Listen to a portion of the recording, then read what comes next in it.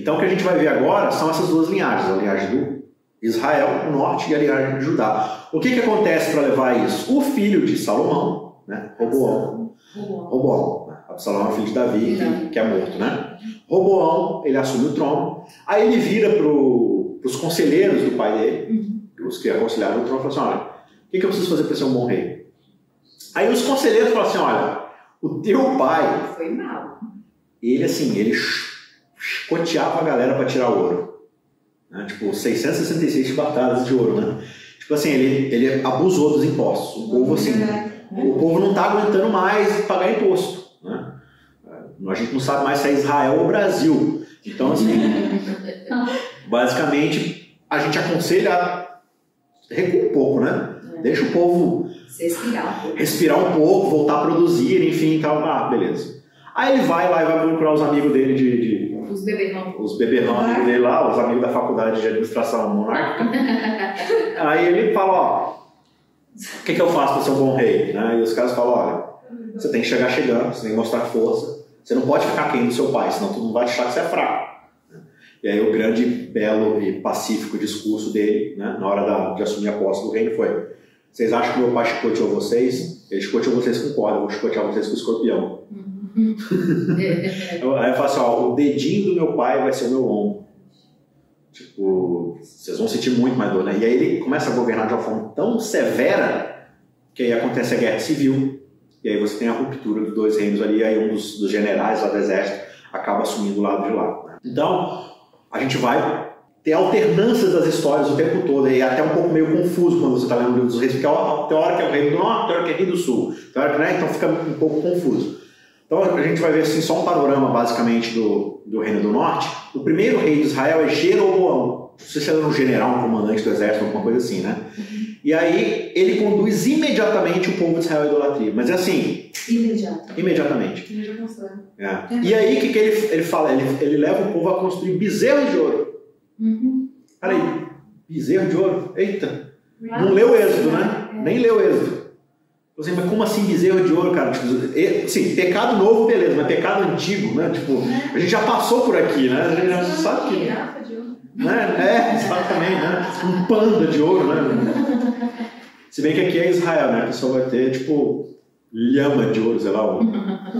Enfim. E a questão ali era política, né? Era para fazer com que o povo não voltasse, não fosse para o sul adorar. Exato. Não fosse pro... Que é também um pouco culpa de Roboão, né? Porque como Jerusalém detém o templo, ele meio que impede que Israel tenha acesso à adoração no templo. Sim. E aí, na cabeça lá de Jeroboão, eu falo assim, não, a gente precisa manter também uma autonomia religiosa, então a gente vai construir nosso centro de adoração. Como? O bezerro de ouro. Né?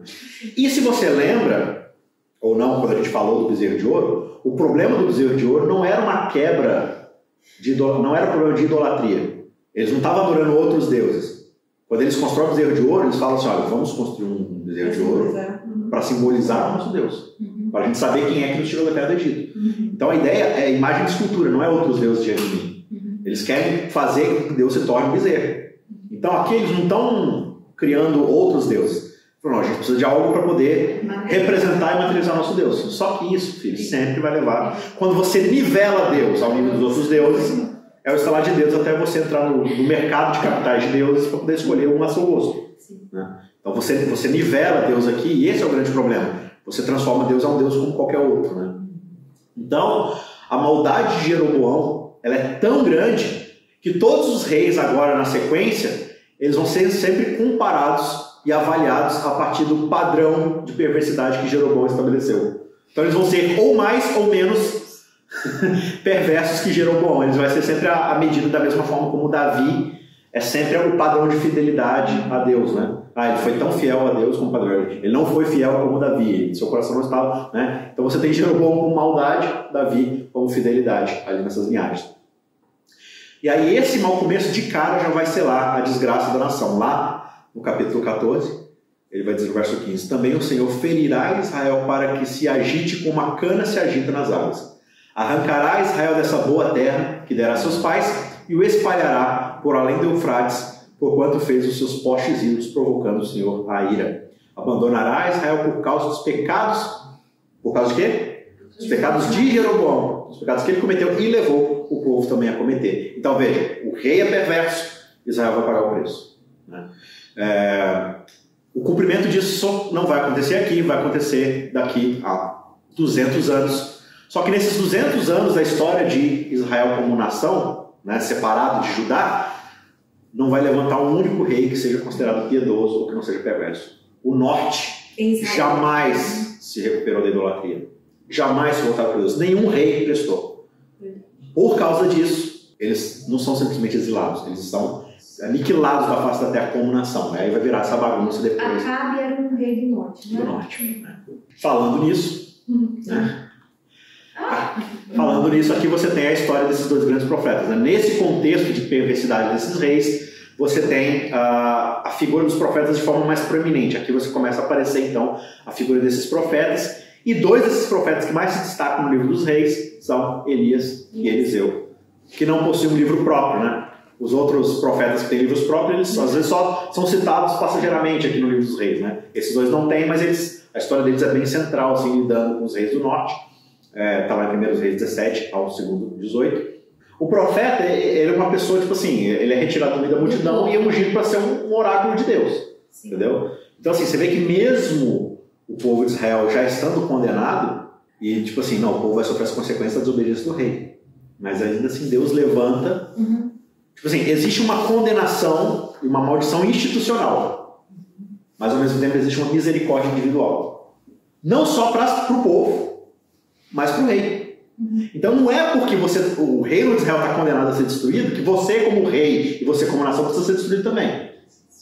Você tem misericórdia para vocês, mas eles não querem.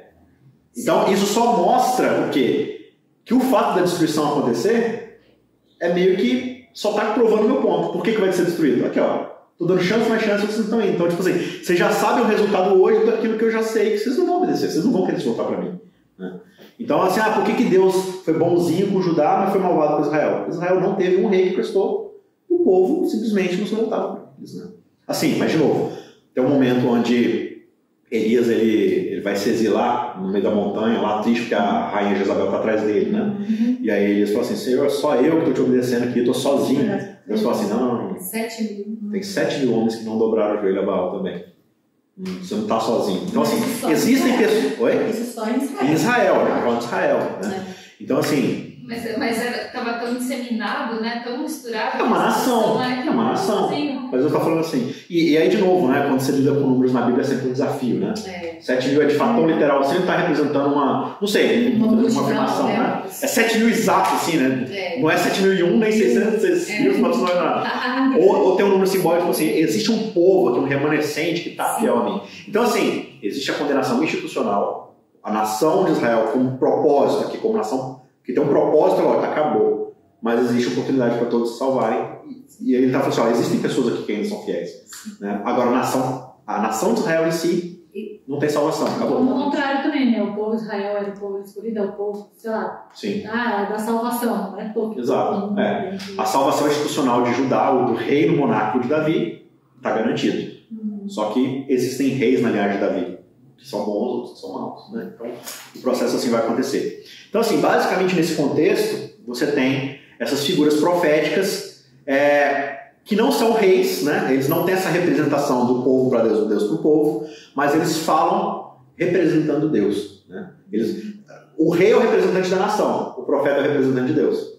Então, você tem agora duas partes representando cada uma a outra. Né? O rei está representando o povo ali na obediência, sei lá, e os profetas estão representando a palavra de Deus, a lei de Moisés. Então, você tem Deus falando com os profetas vão lidar com o rei que está representando toda a nação. Né? Então, o profeta, ele basicamente vai ter esse papel de lembrar para os reis que a autoridade máxima não está na coroa, a autoridade está na lei. Está na lei de Deus, está na aliança e tudo mais. Deus ainda é o representante máximo. Né? Então, os profetas são uma espécie de cães de guarda da aliança. Eles vão o tempo todo falar, vocês estão se afastando da aliança, vocês estão se afastando da aliança, tudo mais. Então, por isso que quando eles falam lá, a lei e os profetas, né? Os profetas, basicamente, eles estão o tempo todo falando assim, olha, a lei de Moisés, a lei de Moisés. Então, todos os profetas, eles estão submissos à Torá. A autoridade dos profetas está na Torá. Os profetas não falam por si mesmos. Né? Tem até um texto lá, clássico de estudo bíblico, que fala assim, se eles não falarem de acordo com o que está na lei, não há nenhuma, né, coisa neles, não há nenhuma luz neles, né? Eles estão falando por conta própria e tudo mais. Então, os profetas vão ser esses homens chamando os reis, o povo, à fidelidade o tempo todo. Então eles proclamam a punição que os reis e o povo vão enfrentar quando eles não se arrependerem e tudo mais, né? E aí você tem a história, que é muito legal também, né? As histórias de Elias, de Eliseu. E aí um fato curioso, quando Elias está com Eliseu e ele está pronto para ir para o céu, né? Está pronto para encerrar seu ministério, ele já meio que preparou Eliseu, já chamou Eliseu para ser seu discípulo e tudo mais. Eliseu vira para ele e fala o quê? Eu quero o quê, né? Quero uma porção dobrada do teu espírito, né? E aí o que ele está falando? Que eu quero o dobro do Espírito Santo que você tinha? Não, ele está falando isso. A ideia ali, naquele tempo, é em termos de herança. Quando um pai ele vai deixar uma herança para os seus filhos, ele tem mais de um filho. O que ele fazia? Ele pegava, dividia, por exemplo, ele tinha 3 filhos. Aí ele dividia a herança em 4. Ele dava 2 porções para o primeiro filho e as outras 2, 1 para cada.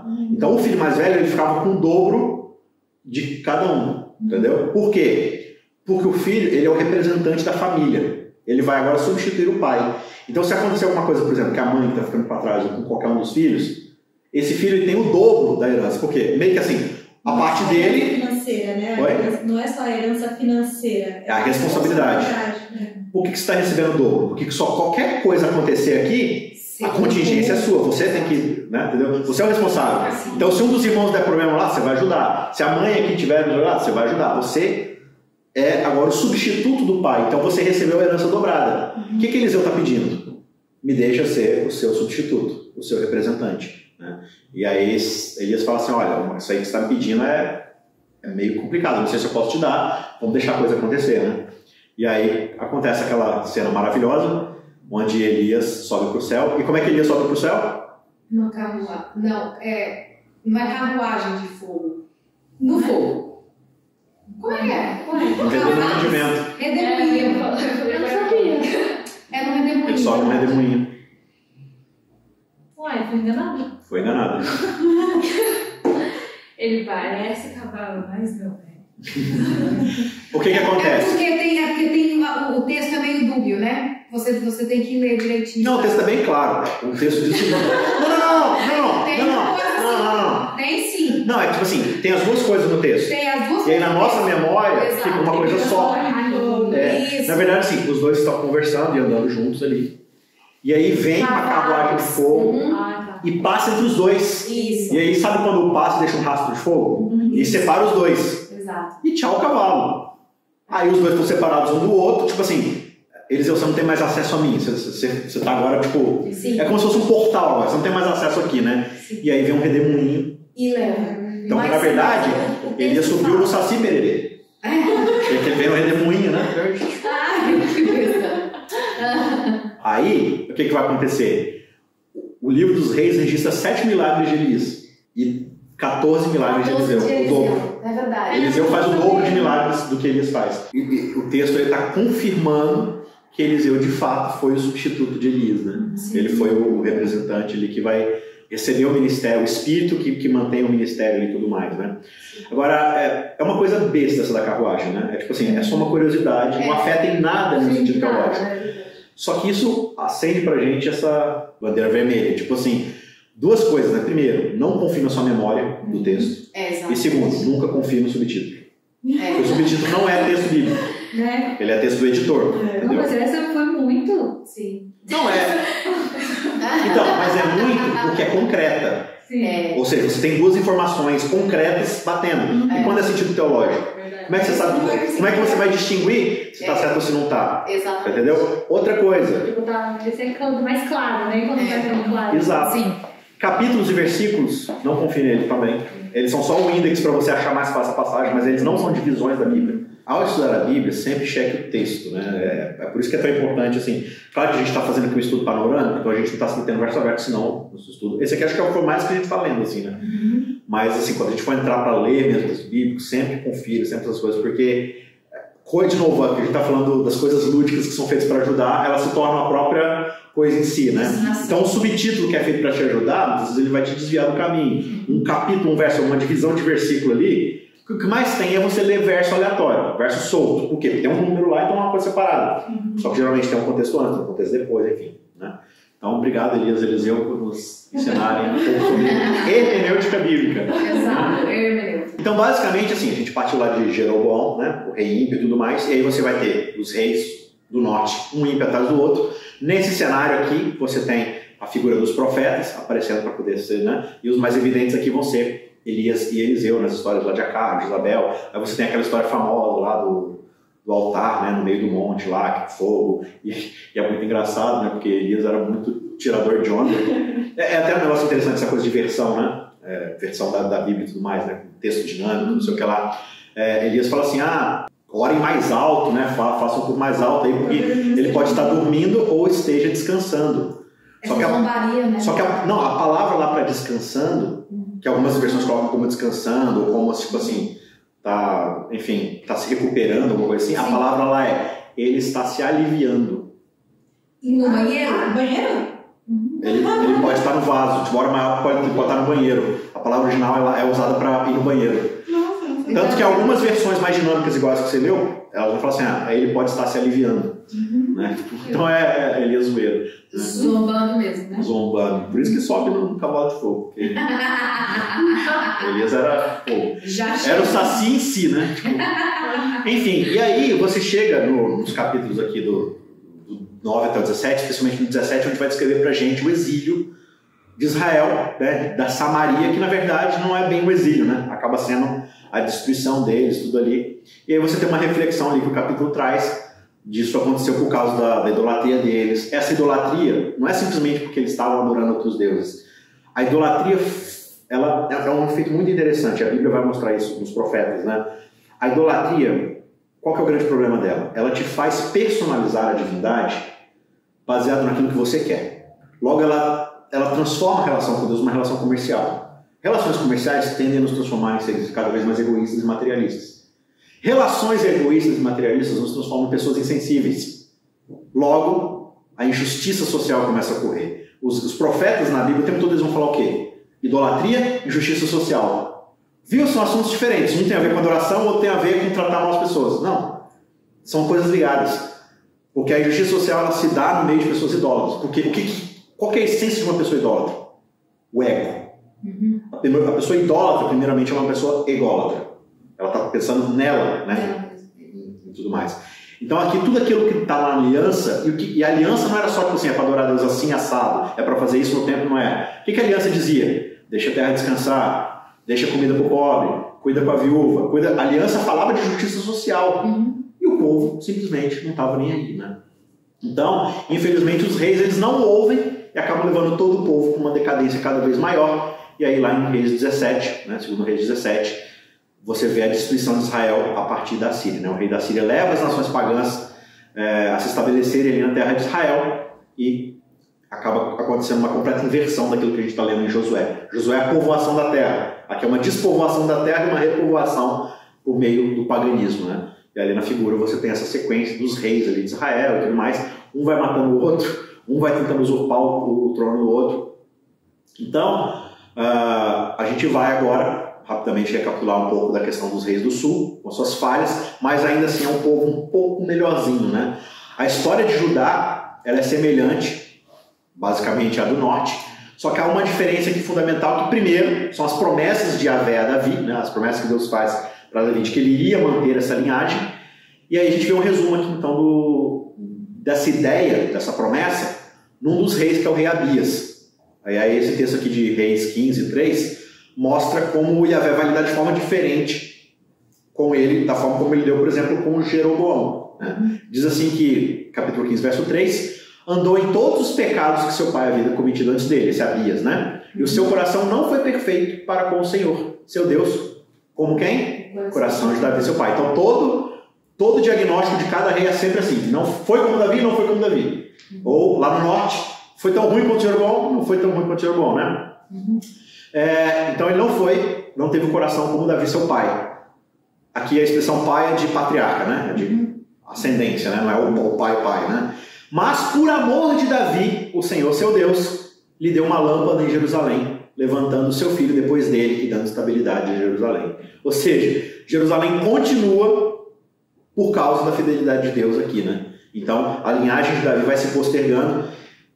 E aí, é bem interessante essa ideia, porque a forma como Deus demonstra misericórdia a Abias, né, permitindo que seu filho sucedesse, pelo bem de Davi, mostra como é que essa promessa tem toda a diferença na forma como os reis são conduzidos dos dois lados. Lá no norte existem 10 mudanças de linhagem dominante, de famílias no poder. Tá uma família no poder, vê uma outra família, mata e toma o poder. Aí vê uma outra, mata, né? A gente vê lá o desenho aqui, né? Olha lá. Isso tudo são famílias diferentes, não são tipo descendentes. O pai matando o filho, são outras famílias e tudo mais. Já no sul, é sempre a linhagem de Davi, não muda nunca. Né? Então a promessa de Deus fazendo toda a diferença aqui. E o segundo ponto é que Abias ele foi comparado a Davi, assim como todos os reis de Judá, né? E Jeroboão foi a referência de maldade de Israel, como a gente viu. Quando a gente vai caminhando então para o primeiro e segundo reis, a gente vai vendo que alguns reis da Judéia eram bons, como o rei Ezequias, que aparece lá nos capítulos 18 a 20, né, do segundo livro, e eles fizeram o que era certo, só que até mesmo esses bons reis, eles ficam aquém da marca estabelecida por Davi. Davi não foi nenhum exemplo de perfeição. Davi foi alguém temente a Deus, com o coração reto e tudo mais, mas um tremendo de um pecador. E mesmo assim, os melhores reis não chegaram no nível de Davi. Né? E aí, você tem outros reis que, por outro lado, são completamente perversos. Né? Cerca da metade dos reis de Judá foram maus. Né? E aí, quando a gente chega em Manassés, que era filho de Ezequias, a gente percebe que esse aqui foi o pior reinado de todos ali em Judá. E o capítulo 21 vai dizer que Manassés, rei de Judá, cometeu todas essas abominações, tem a lista, né, nos versos anteriores, fazendo pior do que tudo que os amorreus fizeram antes dele. Não sei se vocês lembram lá em Juízes, quando a gente estava estudando Juízes, os pecados que eles iam cometendo eram pior que as nações ímpias ao redor, né? Sacrificar filhos e tudo mais, aquilo que foi Manassés foi pior que as nações pagãs. Então assim, é para você ser uma nação justa, para ser uma luz para as nações ao redor. O que acontece quando você é pior que as nações ao redor? Tem que ser, né? Aí fica difícil. E também levou Judá a pecar com os ídolos deles. Os ídolos dele, né? Assim diz o Senhor Deus de Israel: eis que trarei uma desgraça tão grande sobre Jerusalém e Judá, que todo aquele que ouvir a respeito dela ficará com os dois ouvidos tinindo. Ficará com zumbidos no ouvido, né? Só de ouvir você já vai ficar tipo, caraca, deu ruim aí. E também levou Judá a pecar com os ídolos dele, com os ídolos que ele criou? Os ídolos que ele trouxe, né? Tipo, ídolos que ele trouxe de outros povos. Ele começou a exercer idolatria. Era sempre assim: o rei se tornava idólatra, importava algum deus de uma outra nação, coisa assim, o povo assim, seguia, né? Por que o rei é o representante? Porque é sempre natural, entendeu? Isso sempre vai refletir na sociedade. Sim. O rei, que é o nosso representante, né? Cara, hoje em dia, assim, você entra no Twitter e vê as discussões políticas de ambos os lados. Se você consegue ler isso assim, de uma forma afastada, sem paixões políticas de um lado ou de outro, então assim, meu Deus, que loucura, isso não é racional, porque a mesma pessoa que ela está defendendo, ou na verdade assim, ela está atacando o seu político, né? Fala assim, o seu político fez isso e isso, mas o seu político fez isso e isso, e aí às vezes ela vai defender uma coisa no político dela, que o político do outro, ao contrário, né? O político do outro, ela vai atacar, e aí quando ela fala assim, mas o seu fez a mesma coisa, então, mas você tem que entender que o meu... Aí fala assim, cara, isso é uma conversa de doido. Vocês não conseguem chegar à conclusão de que os dois lados estão defendendo coisa que não presta. Não, mas esse é menos pior que o outro. Não, tá, então a gente está tentando estabelecer aqui o que é menos pior. O parâmetro está lá embaixo. Então, assim, você não vê racionalidade. Aí você fala assim, cara, como é que o país pode ser governado se a nossa discussão política é tão ilógica? Só que a gente está falando de 2022. Isso aqui é tipo 700, 800, 900 antes de Cristo. Entendeu? Então, assim, imagina se tivesse o Twitter na época. Que loucura que era. Tipo assim, não, mas o rei do Judá é melhor. Não, mas aqui não. Então, assim, a cabeça do povo ela é sempre guiada pelas referências que tem. Então, assim, por que um governante do tipo, né? Eu não vou ficar citando o nome aqui, né? Então, assim, por que esse lado aqui ele tem essa representatividade tão forte e poderosa no povo? Porque ele reflete um tipo de pensamento do povo. Por que esse aqui também tem do outro lado? Porque reflete uma forma de pensar do povo. E aí o povo só está esperando aparecer uma referência para projetar nela suas próprias escolhas. Para aflorar aquilo que você já deseja como sociedade, como economia, como escolha. Então o que você tem aqui no povo é isso. O rei começa a agir de certa forma, todo mundo que já quer agir dessa forma se sente vindicado e justificado. Por quê? Então, por que Deus está sendo injusto falando assim, não, o rei, o representante, o que o rei fizer, todo mundo vai sofrer? Porque era meio que natural isso acontecer. E de novo, como a gente vê no caso de Elias, Deus vai agir contra aqueles que são contraculturais, contra aqueles que nadam contra a correnteza. Então, assim como Jeroboão sela o destino de Israel, né, aquele rei perverso, só que ele era o primeiro, né? Aqui você já está quase no final da linhagem real do sul, tudo, né? Os pecados de Manassés acabam selando o destino de Judá, que vai ser levado cativo também, assim como Israel foi. Né? A diferença é que eles vão retornar depois, diferente de Israel, que foi aniquilado.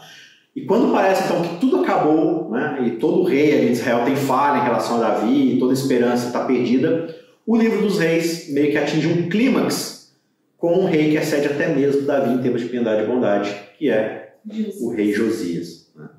Josias, ele é muito bonito, assim, a história dele, assim, é bem interessante, porque ele foi alguém perseguido, né, desde criança, e aí ele teve que ser exilado, e ele foi exilado no próprio templo, né? Então ele cresce ali, tipo, aprendendo tudo em relação à lei e tudo mais, e aí um dia, lendo as palavras da lei, ele cai em si e fala assim, nossa, mas a gente está muito longe. Só lembrando, né, Josias era filho do pior rei que Judá já teve, do pior de todos, que trouxe o destino final de exílio sobre Israel, sobre Judá, né? Foi Josias que foi no reinado dele que encontraram o livro da lei? Foi. E aí ele lê aquilo ali, ele entra em prantos, ele entra em desespero e fala assim, nossa, mas a gente está muito longe disso daqui. Né? E aí ele produz promove uma profunda reforma ao encontrar o livro da lei, ele lê para o povo entra em desespero também, o povo pede perdão e tudo mais. Então você vê, a influência do rei, mais uma vez, vai promover a reforma do povo e tudo mais, né? Então ele limpa a terra da idolatria, ele manda prender ou matar os feiticeiros, né? A galera ali que promove idolatria no meio de todos eles e tudo mais. E aí o texto vai dizer lá no 23, 25 pra gente que antes dele não houve rei que lhe fosse semelhante, que se convertesse ao Senhor de todo o coração, de toda a sua alma e com todas as suas forças. Expressão aqui de Deuteronômio, né? Segundo toda a lei de Moisés, e depois dele nunca se levantou outro igual. Então, assim, antes dele não teve ninguém, né? Inclusive o próprio Davi. Então, Josias, assim, ele é o ápice do que de fato um rei justo deveria ser, alguém que é fiel à lei, que de fato segue. Só que tem um problema com Josias: ele meio que morre. Então, assim, aqui a gente tem um rei que, teoricamente, em termos de espiritualidade, de obediência a Deus e fidelidade à aliança, é maior que até o próprio Davi. Né? Só que ele tem um final trágico. Ele sai em batalha, e aí Crônicas vai revelar pra gente assim, que ele meio que vai a contragosto de Deus assim, e tal. Mas ele basicamente vai para a batalha ali contra um rei do Egito. Ele acaba sendo cercado lá e morre. Né? Então, mesmo ele não vai fazer com que Judá ali escape do julgamento final de Deus, a ira prometida de Deus, né, durante o reinado de Manassés, né, isso acabou se mantendo. E embora Josias tivesse sido esse rei piedoso, né, esse rei, o melhor rei ali que Judá já teve, mesmo ele não vive para sempre.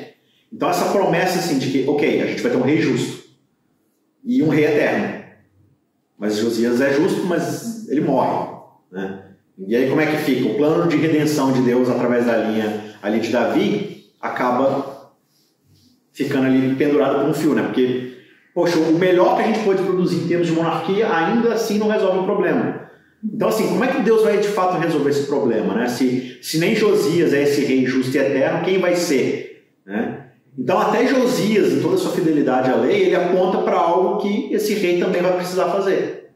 Esse rei também precisa derrotar a morte. Não basta simplesmente livrar Israel dos seus inimigos, porque a morte ainda é a maior inimiga a ser vencida, né? Então, Deus ele se relaciona com o profeta, que faz ali as admoestações ao rei. O rei precisa ser um representante fiel da aliança, mas ele também precisa superar a morte, né? Para que todo o povo seja abençoado, glorificando a Deus e receba a misericórdia. E aí a gente encerra o livro dos reis com o exílio, né? A destruição final ali com o último rei, teoricamente ali da linhagem, que é Joaquim. E aí logo depois de Josias vai começar os ataques de Babilônia para cumprir o juízo de Deus sobre Judá, né? E aí nessas 3 ondas de ataque de Babilônia, onde cada vez eles levam mais gente, destroem mais, levam mais gente para Babilônia, finalmente, na última vez, eles destroem o templo de Jerusalém e a Jerusalém em si. Só fica os mendigos, exilada, estrangeira e tudo mais. Então, o bisneto de Josias, o rei Joaquim, é levado cativo para Babilônia, ali no finalzinho do capítulo 24, e no seu lugar o seu tio é colocado lá em Jerusalém pela Babilônia, mas ele é colocado como um fantoche. Né? Tipo assim, você vai ficar lá só para ter uma imagem para as outras pessoas que ainda estão lá, assim, para ninguém se rebelar e tudo mais, mas basicamente você vai fazer o que Babilônia mandar, né? Só que aí chega um momento lá que Zedequias ele rebela e resolve, não, eu vou ser o rei desse negócio aqui. Aí Nabucodonosor falou assim, então peraí então. Ele pega todos os outros filhos, né? Os descendentes ali de Josias, o restante da linhagem de Davi, degola um por um na frente de Zedequias. E aí quando ele vê todos os seus filhos descendentes morrendo, ele vai lá e cega Zedequias e joga ele no calabouço, para ele ficar o resto dos dias sobrevivendo, cego, sendo que a última imagem que ele viu foi de toda a sua descendência morrer, né? Então quando a gente vê isso daqui, a gente olha e fala assim, puxa, mas aí a descendência de Davi acabou, né? E agora, como é que Deus vai resolver esse problema? Como é que Deus vai manter sua promessa, né? Então o livro dos reis, ele termina com essa imagem, com esse peso assim, bem morto, assim, de que não só Jerusalém foi destruída, o templo foi destruído. Então veja, quais que são as promessas da aliança? A presença de Deus, o povo, a terra. Templo destruído, povo exilado, fora da terra, né? E acima de tudo, nesse novo adendo da aliança que é o reinado de Davi, aparentemente as coisas acabaram, né? Então, o livro dos reis conclui assim, e aí você fica com essas perguntas, como é que a promessa para o povo de Deus vai se executar? Será que Deus vai ter que recomeçar tudo do Novo Testamento como se fosse um livro à parte, né? Uma coisa totalmente nova? Não, deu errado, o Antigo Testamento deu errado, vamos ter que começar de novo com Jesus, né? Então assim, será que é isso, né? Ou o seu plano de redenção vai ser retomado, vai ser refeito, como é que isso vai acontecer? Ou ele simplesmente acabou, já era? Então, 10 das 12 tribos ali de Israel, que são, né, o povo do norte, foram espalhados, foram perdidos entre as outras nações, e as outras 2 tribos restantes agora estão no cativeiro, extremamente longe de Jerusalém, né? E a gente vê aqui a linhagem de Davi sendo praticamente desaparecida, e aí fica essa pergunta, será que Deus renegou as suas promessas? Ou pior ainda, será que Deus não foi páreo para a Babilônia? Será que ele não foi capaz de poder vencer o rei da Babilônia? Então quem está lendo Reis, está olhando e está falando assim, e agora? Será que Deus, né? Foi derrotado. E é muito interessante quando a gente foi para Daniel, porque Daniel começa assim, no ano tal, Deus entregou Jerusalém nas mãos do rei da Babilônia. Ele começa enfatizando isso, Deus entregou o povo, tal. Eu falo assim, não, Deus não é fraco. Tudo isso que está acontecendo aqui é porque Deus quis. Ou vocês esqueceram das maldições da aliança. Deus só está fazendo aquilo que ele disse que ia fazer, né? Então, a gente sabe que tudo isso acontece por causa dos pecados dos reis. A gente que está lendo aqui agora tem essa perspectiva, né? Só que ao mesmo tempo, quem está lendo parece meio duvidoso que qualquer coisa possa acontecer nessa situação para redimir a situação deles. Nós estudamos no próprio estudo que Deus já tinha falado do exílio, né? Sim. Mesmo antes, quando o povo ainda estava ali, né? Sobre seu governo, eu vou dizer. Ele já tinha falado sobre isso. Não, para Abraão ele fala do Egito. Do Egito. Mas no Êxodo lá, em Deuteronômio especialmente, ele fala bastante do exílio. Vocês não forem fiéis à aliança, vocês vão ser exilados, vocês vão ser espalhados. E lá ele fala, né? Aquela coisa lá do, não é para você fazer isso quando você fizer tal coisa. Ele fala assim, olha, se vocês obedecerem, tal coisa vai acontecer. Se vocês obedecerem, vocês vão ser exilados, tá? E quando vocês forem exilados, exatamente. o que vai, tipo assim, obedeça vai dar certo, desobedece vai dar errado, tá? Eu sei que você não... E aí quando der errado... O manual tá todo ali, né? O manual do plano A, do plano B, E quando você fizer, só que não quando condicional. É tipo assim, vai acontecer, tá? E aí quando acontecer, eu vou fazer isso aqui, tá? Né? Então assim, a grande pergunta dentro da história redentiva é, será que a semente da mulher finalmente foi destruída pela serpente? Só que o livro dos reis, na verdade, finalzinho ali, ele acaba com o rei Joaquim, exilado lá na Babilônia, sendo convidado a comer na mesa do próprio rei Nabucodonosor. Esse aqui é o único da linhagem de Davi, é o que sobrou. Né? Ele é lá convidado, né? Ele foi capturado, ele foi levado e tudo mais, e eles foram no trono, depois né? Foi cegado, jogado na cadeia até morrer, os outros filhos todos, né? E aqui um dos netos de Josias é chamado a comer da própria mesa do rei. Ele é libertado ali do seu cativeiro, assim, ainda é um preso político, mas não é simplesmente alguém jogado lá para morrer, né? Então o livro dos reis, embora ele acabe com esse tom sombrio, mas ao mesmo tempo tem esse vislumbre de esperança. E aí, o que vai acontecer com esse tal de Josias? Né? Ele é o que sobrou. O que vai acontecer? Joaquim, o neto de Josias, né? Então, fica esse tom de esperança, né? Peraí, será que Deus, ele se cansou de Israel e vai destruir a linhagem de Davi? Ou ele vai manter, né, o rei Joaquim como o cumprimento dessa esperança profética da monarquia de Davi? Então, aí você vai ter agora os livros proféticos, você vai ter em seguida as histórias de Esdras e Neemias mostrando já o retorno do cativeiro e tudo mais, que vão trazer pra gente aí esses vislumbres do que está acontecendo na história redentiva, né? Mas, por enquanto, o livro dos reis traz essa mensagem, tipo, toda a esperança do povo é construída em cima do rei perfeito que virá através da linhagem de Davi. Isso fica bem claro nos livros de Samuel e de Reis. Então, gente, toda a nossa esperança depende de um rei da linhagem de Davi. Aí o livro termina dizendo, só tem um e está preso. Então a sua esperança está ali na mesa do rei e tomara que não tenha um infarto.